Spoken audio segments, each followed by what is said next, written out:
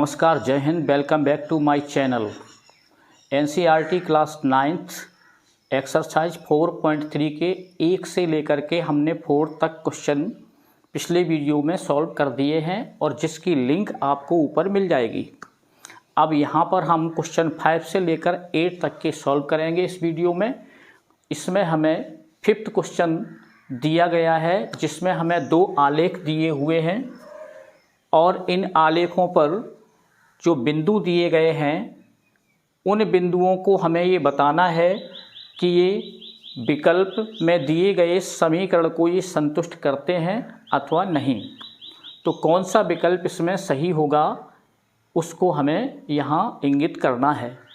तो यहाँ पर हम इस आलेख को लेते हैं और ए के साथ में हमें ये 4 विकल्प दिए हुए हैं जिसमें हमें पहला विकल्प के रूप में ये y = x दिया है और दूसरा विकल्प हमको दिया हुआ है x + y = 0 और तीसरा विकल्प दिया है y = 2x और इसमें चौथा विकल्प दिया हुआ है हमें 2 + 3y = 7x। तो अब हमें इसमें देखना है कि कौन सा विकल्प हमारा सही है। इसके लिए हम संक्षेप में यहाँ पर इन बिंदुओं को ले लेंगे। तो हमें 0 0 बिंदु दिए हुए हैं, यहाँ पर 0 0 और दूसरा बिंदु हमें दिया हुआ है -1 +1 और तीसरा बिंदु हमें दिया गया है +1 -1। अब चूंकि हम जानते हैं कि इसको हम x बोलते हैं और इसको y बोलते हैं, तो ये हमारा x कोऑर्डिनेट होता है और ये y निर्देशांक होता है। तो इसे x और y के रूप में यहाँ लिख सकते हैं। तो देखेंगे यहाँ y = x।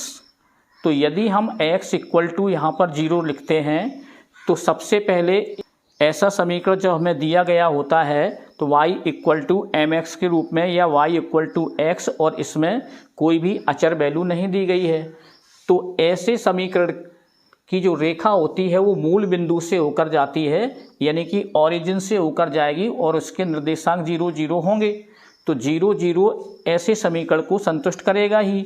या हम इसमें मान रख के देखेंगे तो यहाँ यदि x हम 0 रख दें तो y = 0 हो जाएगा, x = 0 से। तो अब हम देखेंगे -1 और +1, यानी यहाँ x = -1 होगा और y = +1 होना चाहिए। तो अब यदि हम इसमें x के स्थान पर -1 रखेंगे तो हमें y = -1 मिलेगा। तो जबकि हमें y = +1 चाहिए तो ये y = -1 के ये बराबर नहीं हो रहा, जबकि y = हमें +1 चाहिए। तो ये हमें संतुष्ट नहीं करेगा। तो जब तीनों बिंदुओं में से कोई भी एक यदि संतुष्ट नहीं करता तो इसका मतलब होगा कि ये हमारा असत्य होगा। तो इसको करने से कोई फायदा नहीं।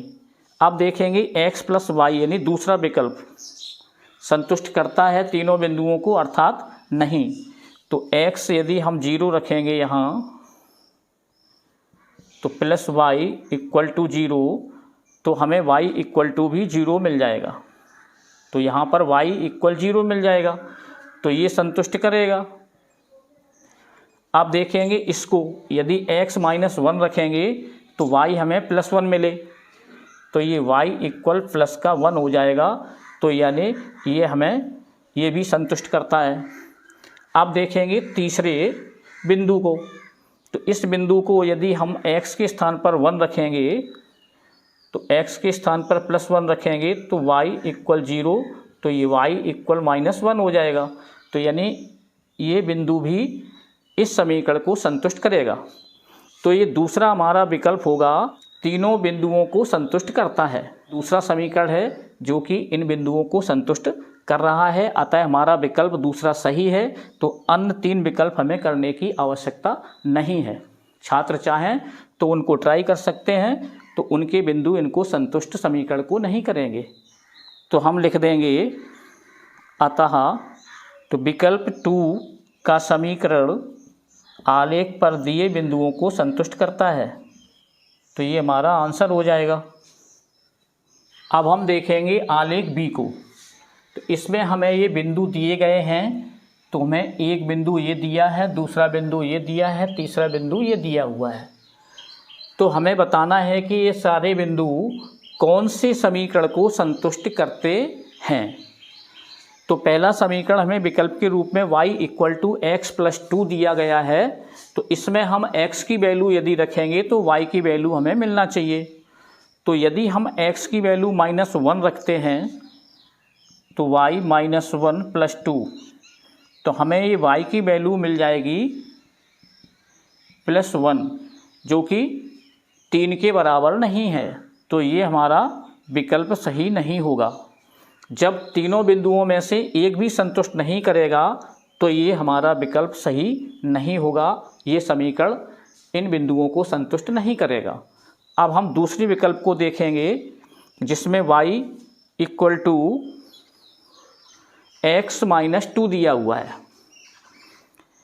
तो अब यहाँ x के स्थान पर हम -1 रखेंगे तो y = -1 - 2, तो ये हमें -3 मिलेंगे। तो -1 - 2 = -3 मिलेंगे, जबकि हमें +3 चाहिए था, यानी कि हमारा ये विकल्प भी सही नहीं है। अब तीसरे विकल्प को देखेंगे y = -x+2। तो यहाँ पर हम y = -x+2, इसमें यदि हम x = -1 रख के देखें +2, तो इनको सॉल्व करेंगे तो ये +1 + 2 यानी कि ये 3 प्राप्त हो जाएंगे। तो पहले जो बिंदु हैं वो इस समीकरण को संतुष्ट कर रहे हैं। तो ये y = 3 प्राप्त हो जाएंगे। अब देखेंगे यहाँ दूसरे बिंदु को, जिसमें यदि हम x के स्थान पर 0 रखते हैं तो हमें y = 2 प्राप्त होते हैं। तो ये भी सही विकल्प होगा, यानी ये भी संतुष्ट करेगा। तीसरे बिंदु को इस इक्वेशन में रखकर देखेंगे तो हमें y = -x के स्थान पर हम यदि 2 रखेंगे और प्लस ये 2 हमें दिए गए हैं इक्वेशन में -x+2, तो इनको यदि हल करेंगे तो 2 से 2 कट जाएंगे, तो यहाँ 0 बचेगा, जो कि हमें चाहिए था। तो इसमें यदि हमने x2 रखते हैं तो y = 0 प्राप्त होते हैं, और इसमें यदि x 0 रखते हैं तो y हमें 2 प्राप्त होते हैं इसके लिए। तो इसका मतलब ये तीसरा विकल्प हमारा सही होगा, जो कि इन बिंदुओं को संतुष्ट करेगा। तो लिखेंगे अतः विकल्प 3 में दिया गया समीकरण आलेख के बिंदुओं को संतुष्ट करता है। तो ये हमारा आंसर हो जाएगा। क्वेश्चन 6 हमें ये दिया गया है और इसमें बोला गया है कि एक अचर बल लगाने पर पिंड द्वारा किया गया कार्य पिंड द्वारा तय की गई दूरी के अनुक्रमानुपाती होता है, और अचर बल हमें 5 यूनिट या मात्रक दिया गया है। तो हमें 5 मात्रक ले करके आलेख खींचना है उसका, और बताना है कि पिंड द्वारा तय की गई दूरी यदि 2 मात्रक दी है और यदि 0 मात्रक दी हो तो हमें कार्य कितना किया गया है वो ज्ञात करना है। तो जैसा कि बोला गया है इसमें कि पिंड द्वारा किया गया कार्य दूरी के अनुक्रमानुपाती होता है। तो कार्य इसे हम W से डिनोट करेंगे। तो और ये हमारा अनुक्रमानुपाती का निशान होता है, और दूरी यानी कि डिस्टेंस, या इसको हम डिस्प्लेसमेंट यानी विस्थापन भी बोलते हैं, जो दूरी के सापेक्ष ही होता है। तो ये हमें दिया गया है इसमें। यहाँ हम अचर बल को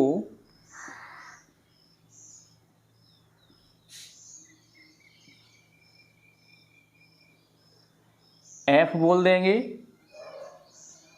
और जो कि हमें 5 दिया हुआ है, 5 मात्रक, और कार को बोलेंगे हम W और दूरी को या दूरी को हम विस्थापन भी बोल सकते हैं, तो इसे बोल देंगे हम D। तो ये वर्क कहेंगे इसको अंग्रेजी में हम फोर्स बोलेंगे और इसको डिस्प्लेसमेंट या इसको डिस्टेंस भी बोल सकते हैं।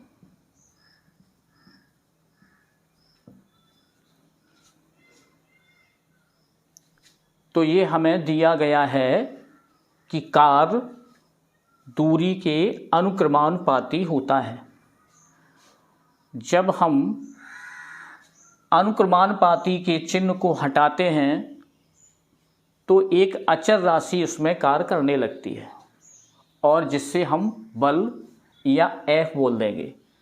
तो ये हमारा फॉर्मूला बन जाएगा W = F × D, या हिंदी में इसको बोल देंगे कार बराबर बल × विस्थापन।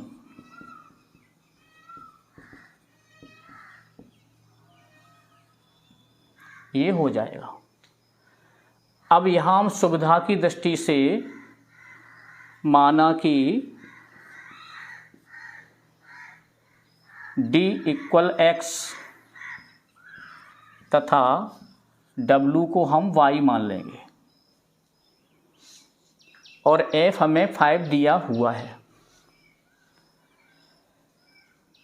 तो इससे हम एक आलेख बनाएंगे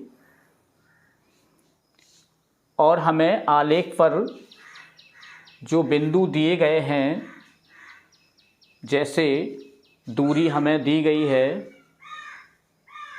पहले 2 मात्रक और फिर हमें 0 मात्रक दी गई है और उससे हमें कार को दर्शाना है।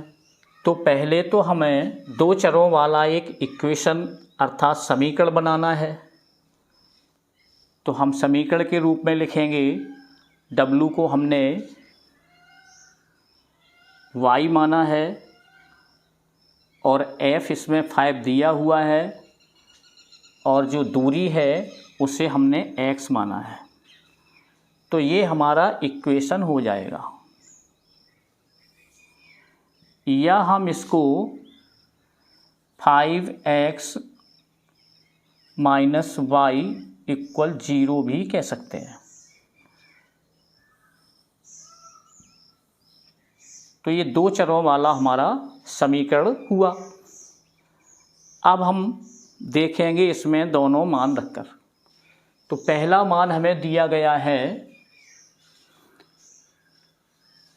D यानी दूरी X = 2 मात्रक।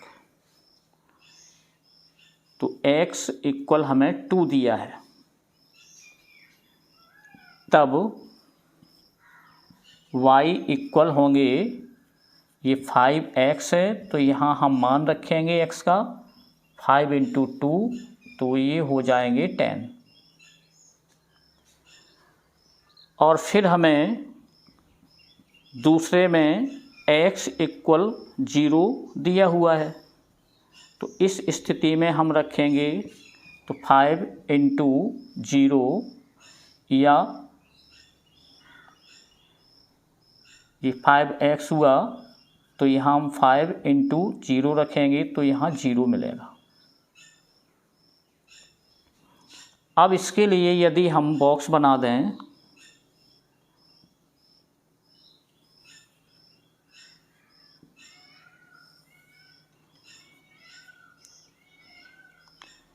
तो x जब हमने 2 रखा तो y हमें 10 मात्रक मिला, x जब 0 रखा तो y हमें 0 मात्रक मिला।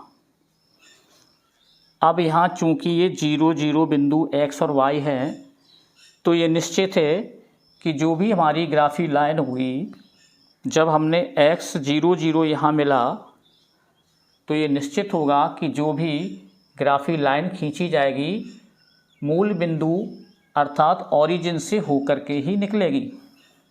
अब हम इन बिंदुओं को ग्राफ पर दर्शाएंगे। तो पहले हम देखेंगे, जब हमने 2 लिया तो 2 हमें ये मिला यहाँ x अक्ष पर, और y = 10 है, तो 10 हमको ये मिलेगा। इन दोनों की लंबवत दूरी को यदि हम मिलाएंगे तो ये हमें इस तरह से इस बिंदु पर मिलेंगे। तो इनके हम निर्देशांक लिख देंगे 2 और 10। अब देखेंगे हम 0 0, तो x भी 0 है, y भी 0 है, तो ये दोनों बिंदु हमें इस ओरिजिन पॉइंट पे ही मिलेंगे। अब इन दोनों को हम पटरी की सहायता से मिला देंगे। तो इस प्रकार से हमें ये आलेख प्राप्त हो जाएगा और हमारा इक्वेशन y = 5x ये हम इस लाइन पर लिख देंगे। तो आंसर के रूप में हम यहाँ जो हमें कार्य पूछा गया था, तो पहले में आंसर होगा हमारा 10 मात्रक और दूसरा आंसर होगा 0 मात्रक।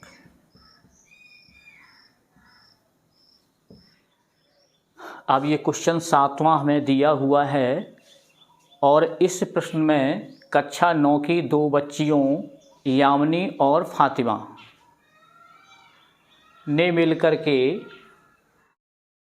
भूकंप पीड़ित व्यक्तियों की सहायता के लिए प्रधानमंत्री राहत कोष में यानी PM फंड में जमा करने के लिए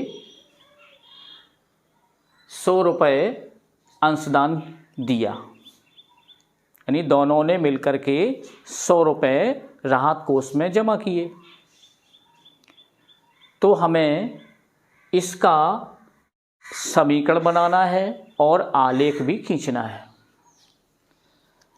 तो यहाँ हम देखेंगे कि फातिमा यदि कितने रुपए देती है, तो यामिनी ने कितने रुपए दिए होंगे, या यामिनी ने कितने रुपए दिए तो फातिमा कितने जमा करेगी।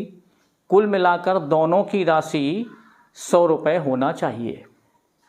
तो यहाँ हम मान लेंगे यामिनी का अंशदान x रुपये मान लेते एवं फातिमा का अंशदान ये 22 रुपये लेते हैं। कुल अंशदान दोनों ने मिलकर के दिया 100 रुपये, ये हमें दिया हुआ है इसमें। तो तब अभीष्ट हमारा समीकरण बनेगा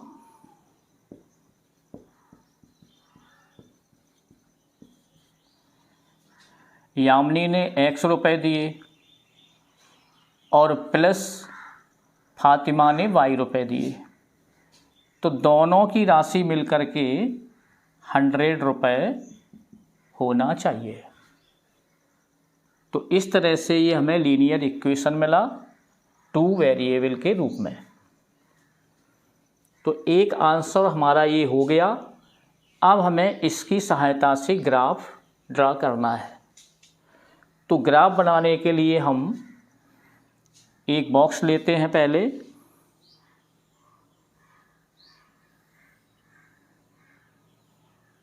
तो x निर्देशांक के लिए और ये y के मान के लिए। अब हम 2 या 3 मान अपने चॉइस के अनुसार रख सकते हैं। तो मान लो यदि यामिनी ने 0 रुपये अंशदान किया, यानी कुछ भी अंशदान नहीं किया, तब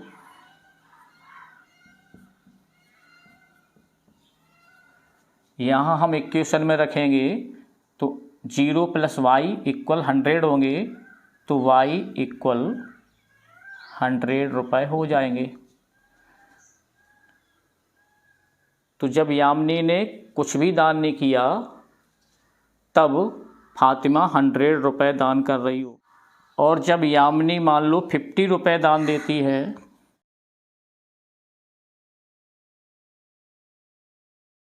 तो फातिमा भी 50 रुपये दान करेगी, तब दोनों के मिलकर के 100 रुपये होंगे।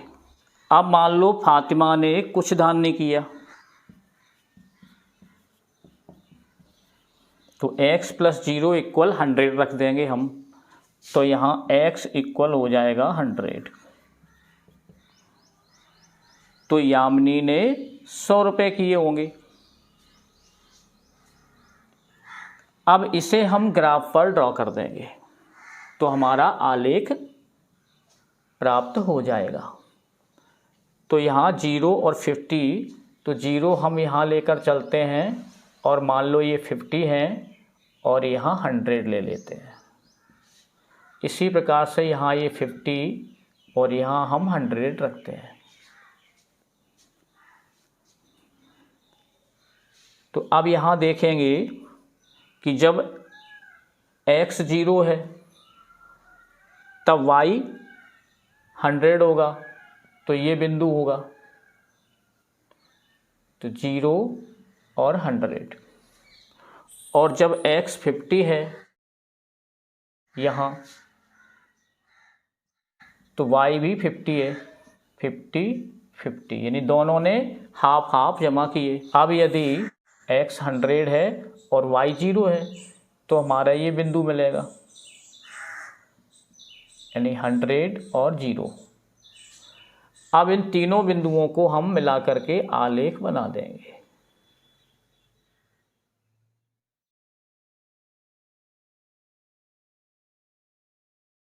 तो ये हमारा अभीष्ट आलेख हो जाएगा।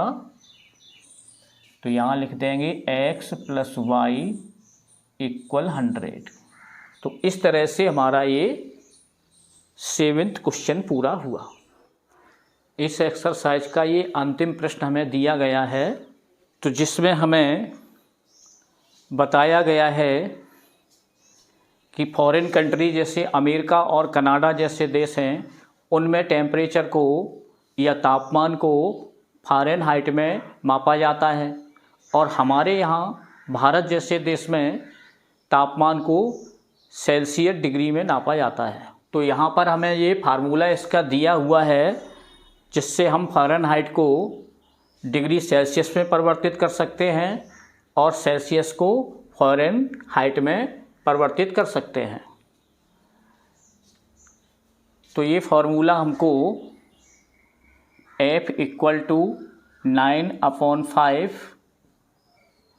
C + 32 इस रूप में ये हमें दिया गया है।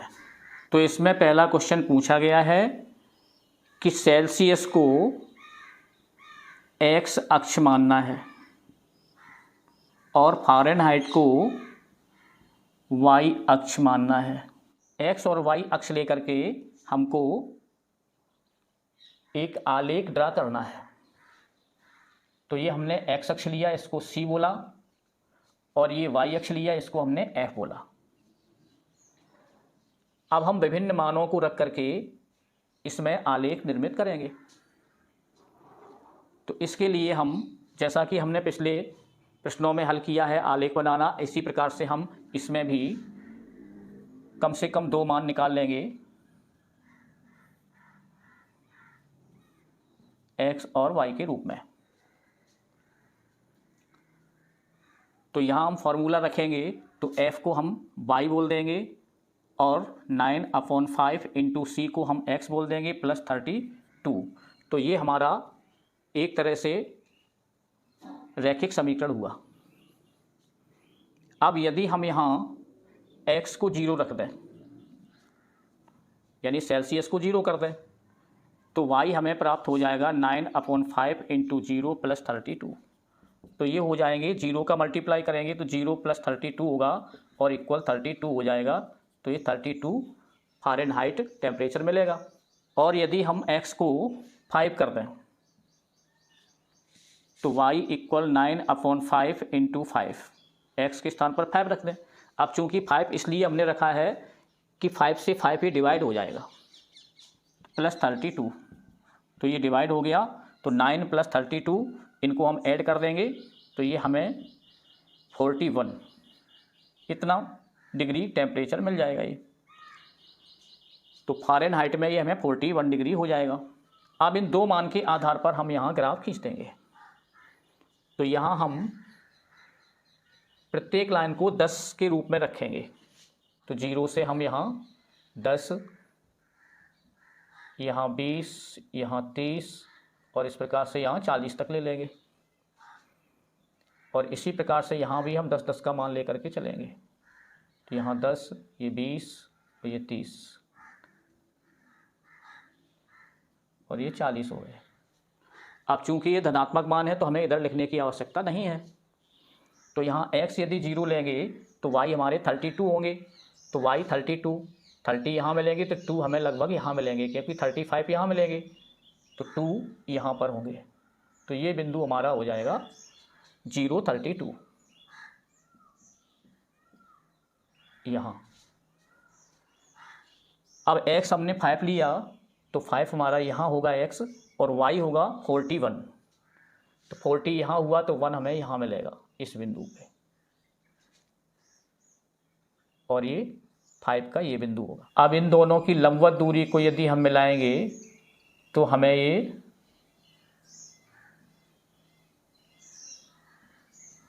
यहाँ पर मिलेगा, ये बिंदु होगा यहाँ। इस बिंदु के निर्देशांक लिख देंगे 5 और 41। तो ये निर्देशांक इस बिंदु के हैं और ये इस बिंदु के। मान लो यहाँ ए बिंदु ले लिया, इसको हम बी नाम दे सकते हैं। अब इन दोनों को हम मिला देंगे तो हमारा ग्राफ ड्रा हो जाएगा। तो इस तरह से ये ग्राफी लाइन खींची जा सकती है। तो यहाँ हम लिख सकते हैं f equal to 9/5 c plus 32। तो प्रश्न 1 का हमारा ये आंसर हो गया ग्राफ के रूप में।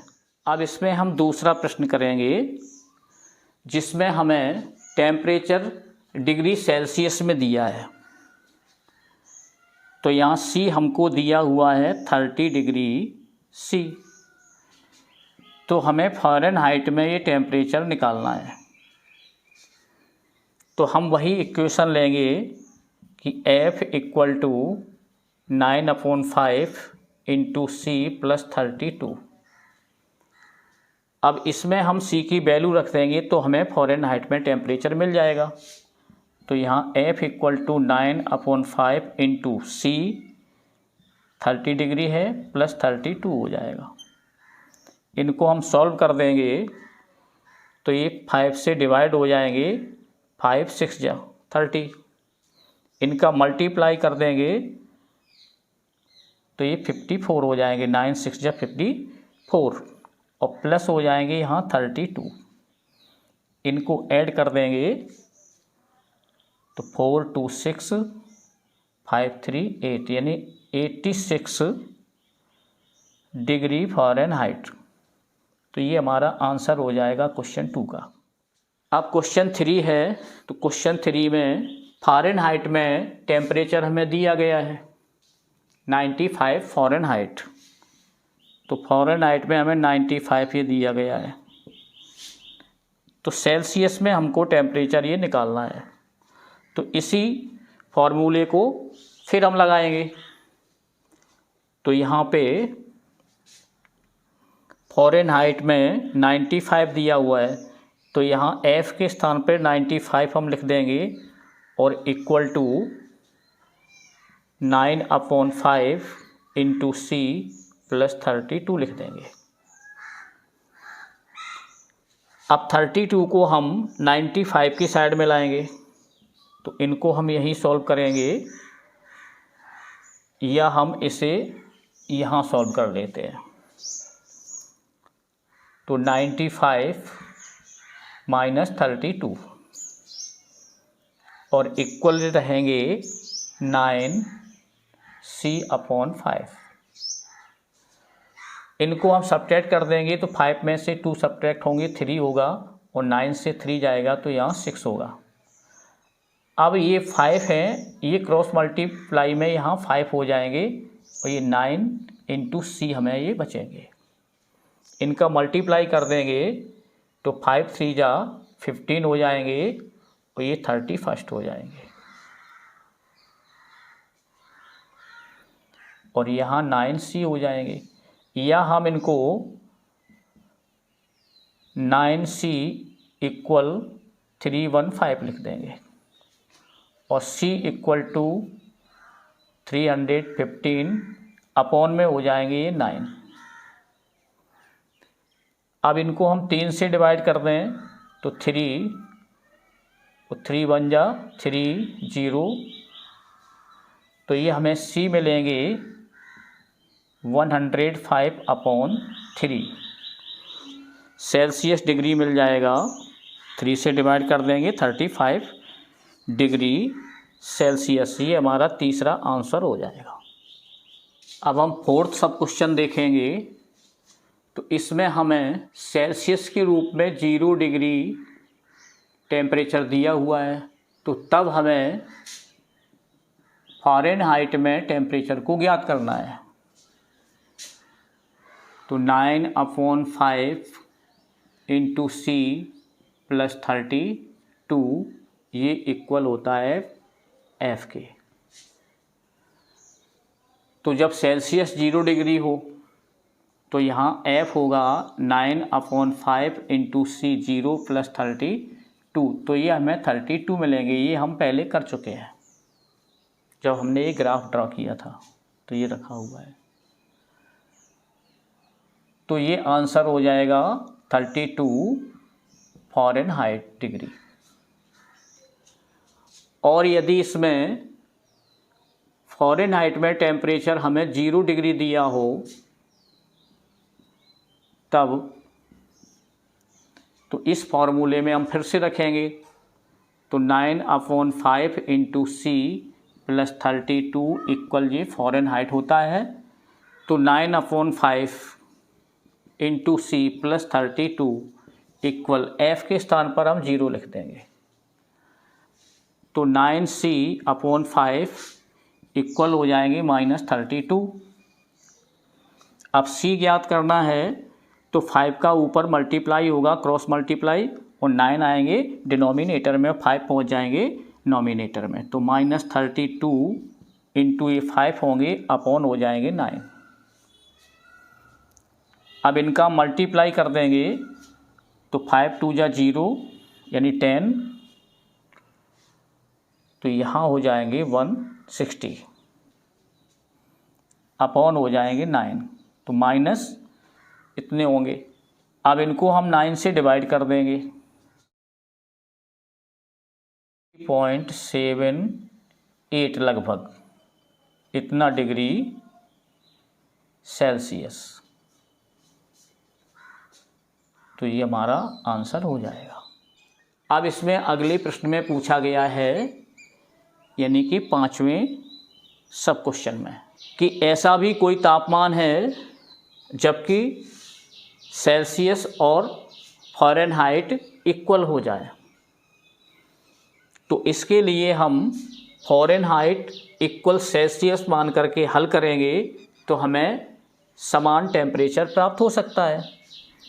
तो यहाँ हम मान लेंगे, तो माना कि F इक्वल C और इनको मान लेते हैं X। फॉर्मूले में रखेंगे F equal to 9/5 C plus 32। तो F के स्थान पर भी हम X लिख देंगे, और 9/5 यहाँ C के स्थान पर X लिख देंगे, प्लस होंगे 32। अब इनको हम सॉल्व कर देंगे। x माइनस ये 9/5 x होंगे, यदि हम उनको लेफ़्ट साइड में ले जाएंगे तो इक्वल हमारे 32 मिलेंगे। यहाँ इनका यदि हम LCM लें या 5 का हम मल्टीप्लाई सभी में कर दें तो यहाँ 5x हो जाएगा और -9x हो जाएगा। यहाँ 5 का मल्टीप्लाई करेंगे तो 160 हो जाएगा। अब यहाँ हम इनको सब्ट्रैक्ट कर देंगे तो माइनस ये 4x हो जाएगा इक्वल 160 हो जाएगा। इनको हम और सॉल्व करेंगे तो x इक्वल 160 अपॉन -4 हो जाएगा। इनको डिवाइड कर देंगे तो ये 40, तो -40 डिग्री हो जाएगा। से हम 40 डिग्री सेल्सियस भी बोल सकते हैं और -40 डिग्री फ़ारेनहाइट भी बोल सकते हैं। तो ये हमारा इक्वल टेम्परेचर होगा। तो इस प्रकार से एक्सरसाइज 4.3 पूरी हुई। आशा करते हैं आपको समझ में आया होगा। देखने के लिए धन्यवाद।